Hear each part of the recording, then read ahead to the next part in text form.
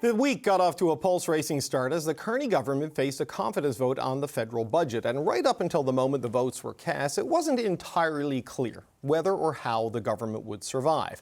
But the budget did pass by just 2 votes. 170 MPs voted in favor, 168 opposition MPs voted against it. The government would not have been able to pass its budget without 4 crucial abstentions from 2 Conservatives and 2 NDP MPs.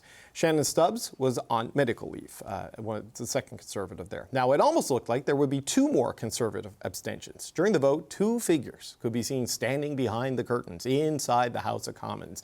Then, once it was clear the budget would pass, 2 Conservatives were seen rushing to their seats and asking to record their votes. The Honourable official opposition House Leader has a point. Yes, Mr. Speaker, I had technical difficulty. I would like to vote no. Mr. Reid, you can just recognize Mr. Reid, yes. Mr. Speaker, I was unable to use my app. I would like to vote no.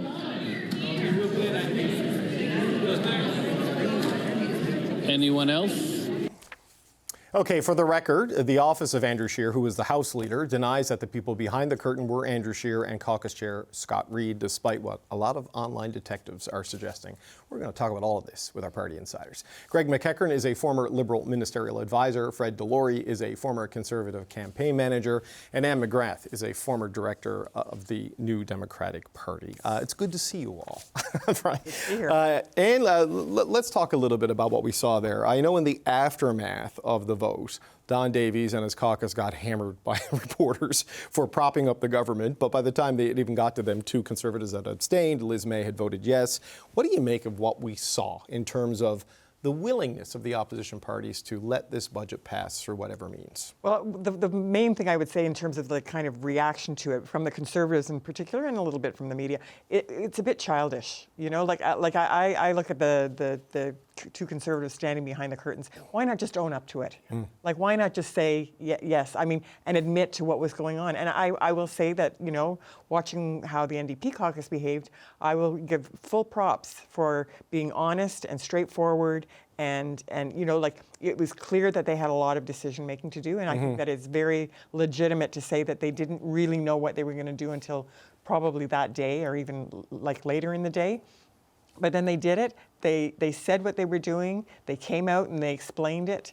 And I personally thought that it was, I was happy to see what they did, and I was proud of the way that they handled it. So, Fred, why not just own up to it if that's what the Conservatives were willing to do? Like, I don't know if Scott Reid votes remotely a lot, or if Andrew Scheer, the House Leader, votes remotely a lot. It's not the impression I have of them. Certainly, they were there a lot during COVID. What do you make of what we saw there on the Conservative side? There's a saying a lot in politics: we don't do cute well, and someone tried to do cute well here. This was not, I think, a smart strategy at all. Obviously, if they're out there hammering, saying we cannot support this budget, then don't support the budget. Vote en masse against it and take the risks. If you think this is a bad budget for the country, vote that way. Don't go and let it pass in the way that it did. Or if you have a story to tell, it's a bad budget, but we do not want or cannot have an election because we are in this situation. Whatever the story is, do it as a team, do it together. You know, I remember back in the early 2000s in the Paul Martin minority government, there was a situation when Harper's Conservatives abstained fully on a budget. It wasn't popular. It wasn't the caucus wasn't happy that they did that, but it at the time was discussed, and it was at least a solid message that they were able to have. That we didn't want to take the government down, though we don't agree with the budget, and you could at least be honest with yourselves. And when you're doing these cute gimmicks, you don't look serious. I'm looking at this headline from October 29th. We're headed to an election. Stop pretending we're not. Do you want to issue a formal correction and apology for your Substack? I would like to maintain there's still time. The Budget Implementation Act has not passed. All right. Greg, before we get to you, I want to play a clip because I want to get into how the Liberals played this. And this is what, something from Yves-François Blanchet, because all the Bloc Québécois MPs, they voted against the budget. And after the vote, the Bloc leader kind of had a pointed warning for the Prime Minister and his team. Have a listen to this.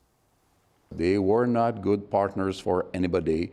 They exploited the momentary weaknesses of everybody, and this is not how policy should be done. So I believe it will come bite their ass.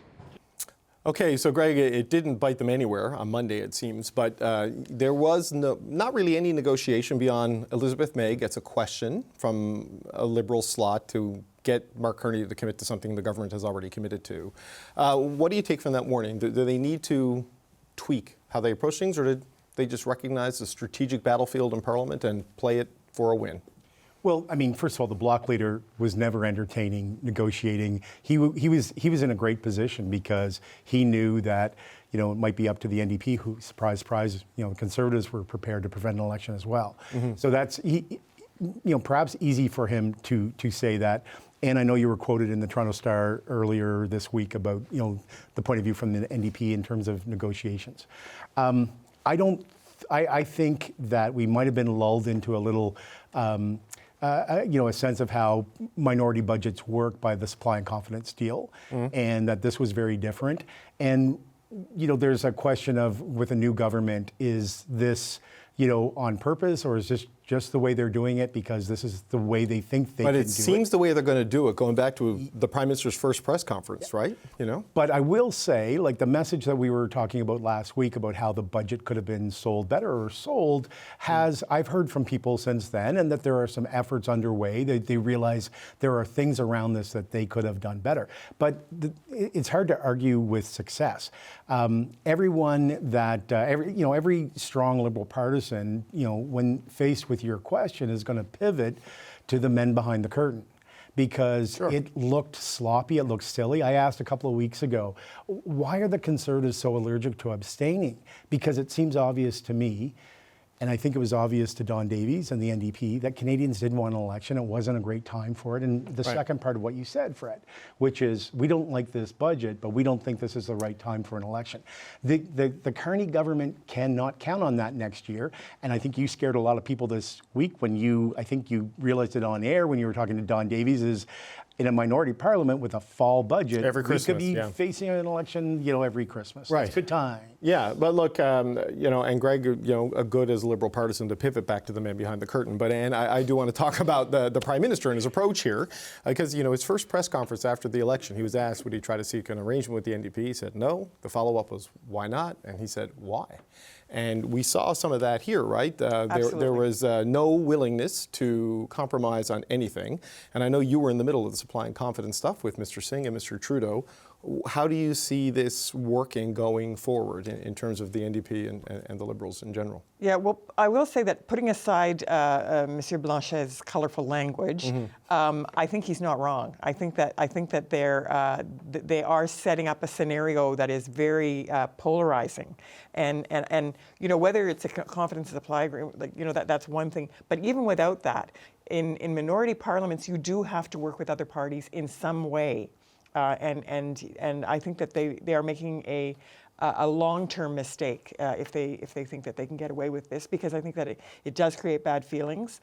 It closes down avenues of communication, and I think that that's always a mistake, and it will come back to bite them. I don't know where.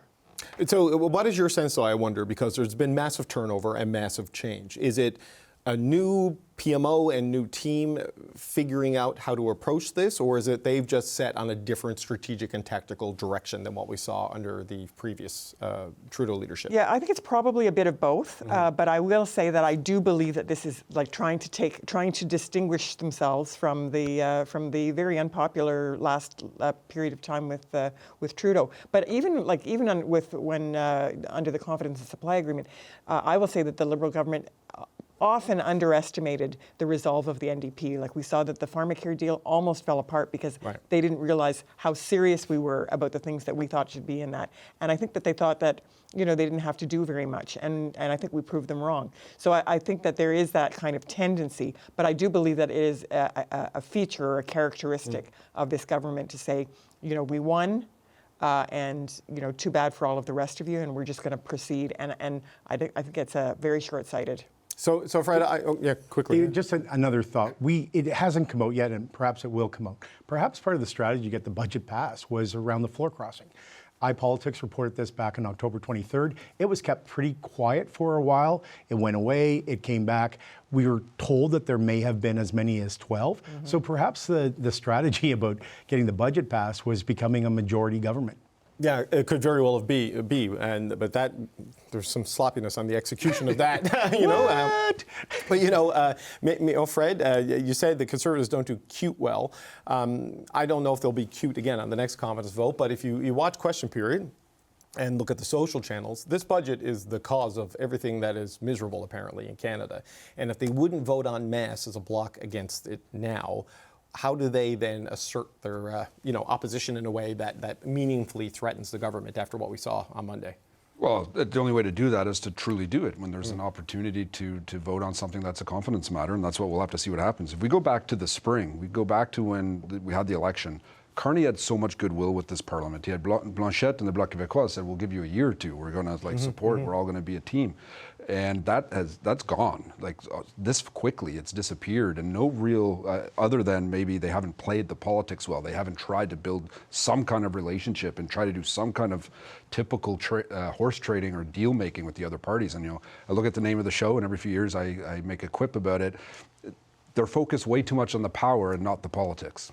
Right, but I wonder about on the other side of it, because look, nobody wanted an election right now. It's certainly not, Mr. Poilievre with, the leadership review coming and losing an MP and those sorts of things and being so close to an election. But when does that necessarily change? I mean, is it any different by February, by March, by April? Like, if Mr. Poilievre's positives don't improve, he has a challenge there, There's always a calculation on when, Canadians never want an election. I hate every time I say Canadians don't want an election. They never want one.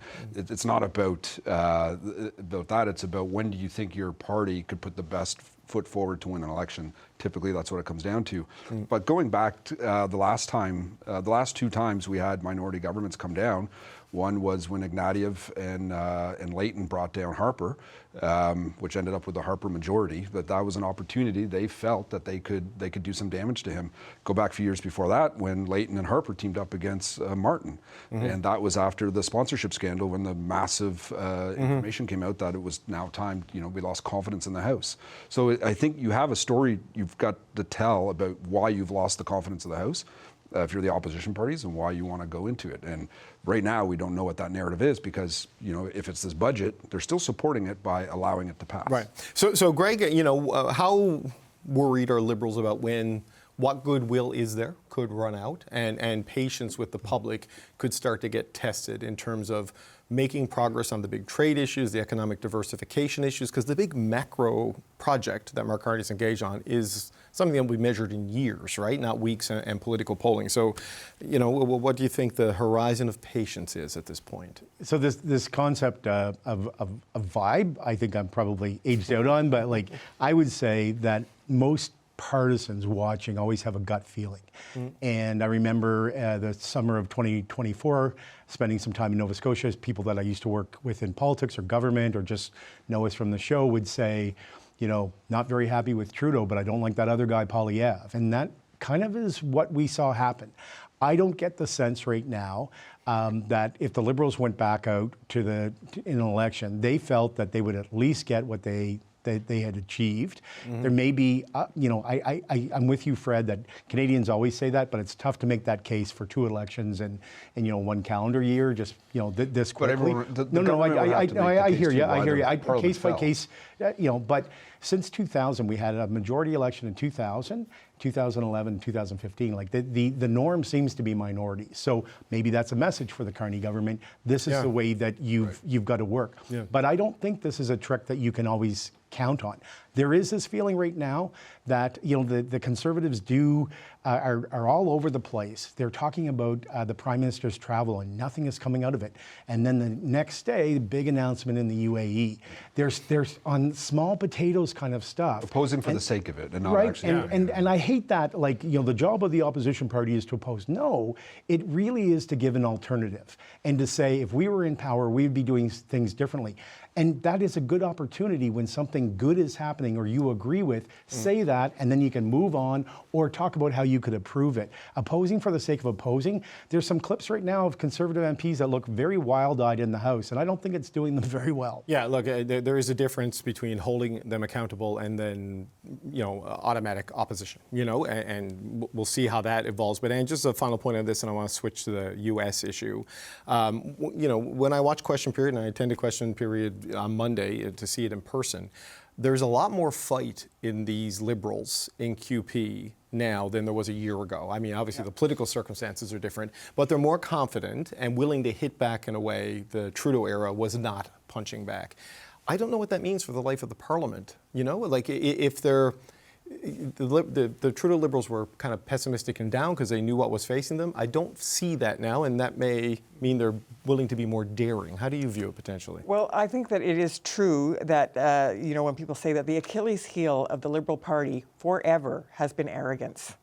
And I do think that they are feeling a lot of ego right now, and they're feeling a lot of, and that leads them to be dismissive and sometimes insulting. And again, I think in the long run, this does come back to bite them, because I think that you cannot have a minority parliament where the governing party in a minority is that arrogant and that closed off and that unwilling to, and even just like the jokes and things like it is so juvenile a lot of the time, you know. It's and a lot of you know, I dare you, I double dare you. Yeah, anyway, there's a lot of antics in that House of Commons that, you know, could fit into that category. I'm curious to see, like, whether we go another year or if it's shorter than that. But look, while all of this is playing out, Canada's got some big decisions to make. It's reviewing its purchase of the U.S.-made F-35 fighter jet, and it became clear this week that Canada is seriously considering another contender. We believe that we didn't get enough when it comes to the F-35s. The industrial benefits are not enough. Of course, we're very much interested in the offer by SAB over the Gripen. This is a very important decision for Canada. It's a very large acquisition for Canada. It's important in terms of relationship, not just with one country, but other countries. It speaks to the binational command at NORAD. It does many things. But we're going to take the time we need to make sure we get this right. Okay, while they do that, you have to wonder what would happen if Canada cut its F-35 order short and replaced most of that order with the Gripen. The U.S. ambassador to Canada says they are closely watching that decision. We're actually waiting to see exactly where the Canadian government is going to come out on this. Okay. The F-35 has been a phenomenal success. It's not an American plane. It's an international plane. We had, we put together a consortium, an American-led consortium, 20 years ago.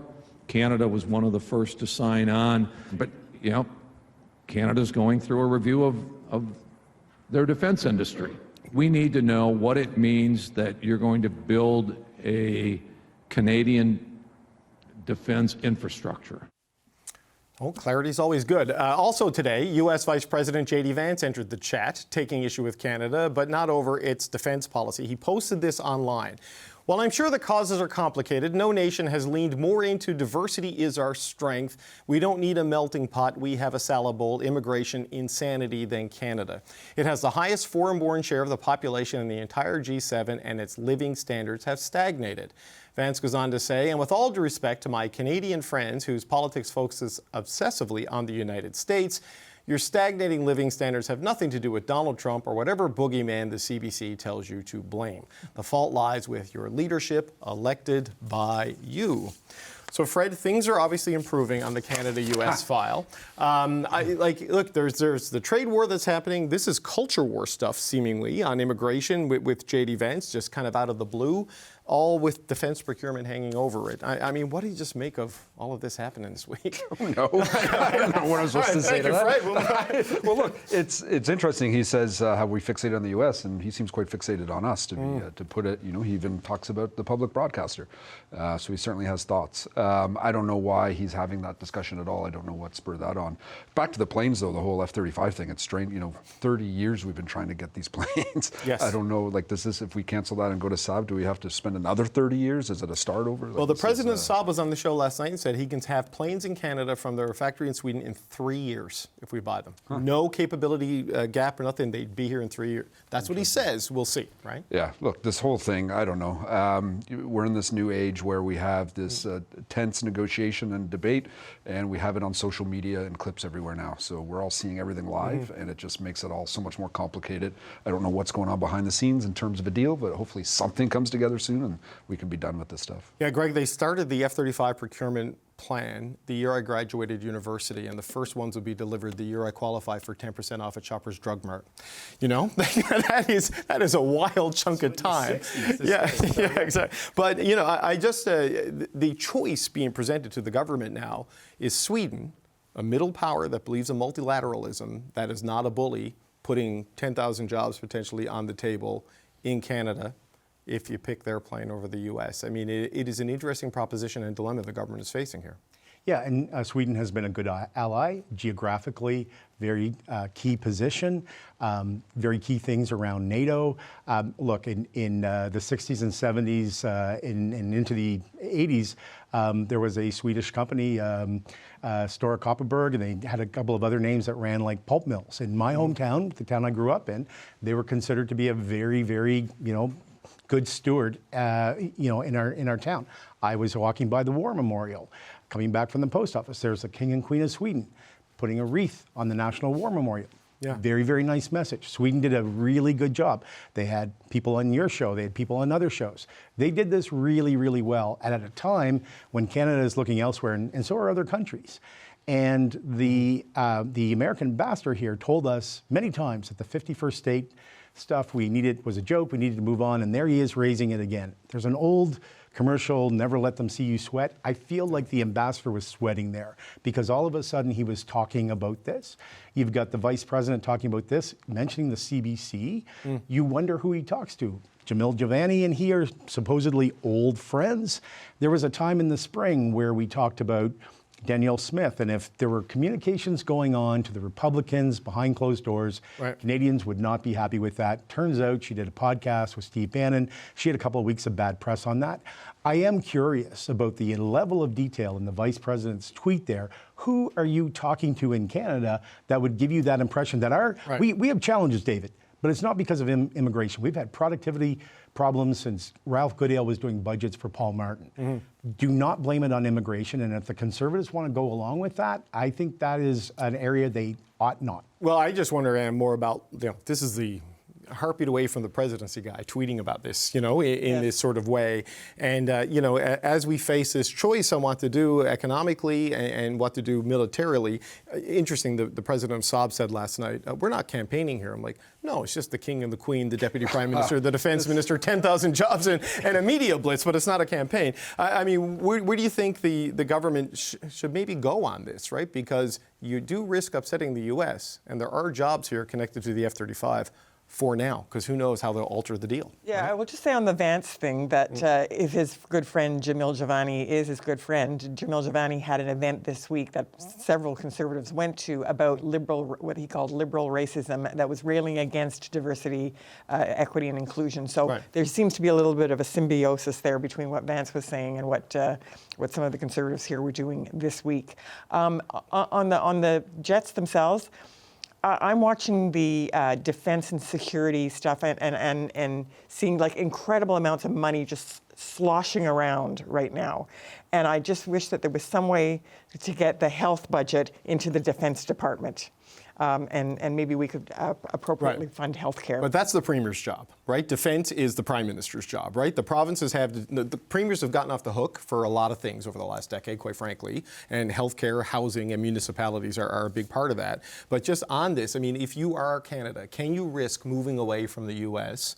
at this time of trade uncertainty? But then can you also risk, you know, putting your national defense in the hands of the United States, given what's happened as well? I think that there's a lot of risk, too, for Carney and the government in kind of looking like they are consistently bowing to pressure from the United States. Like there does seem to be, so say they decide, okay, we're going to stick with the F-35s, we're going to like walk away from the Sweden deal, potential deal, I guess.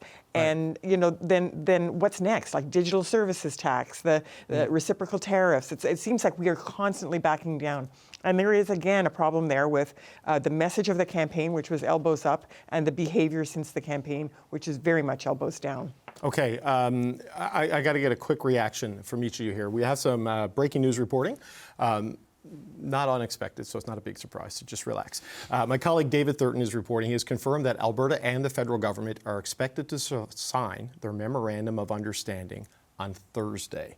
So this is the conversation between Mark Carney and Daniel Smith to try to get somewhere on conditions that may allow for a pipeline. Certainly commitments to environmental targets from Alberta and the oil sector in return for easing and partial easing of regulations. Fred, quick thoughts on what this could mean?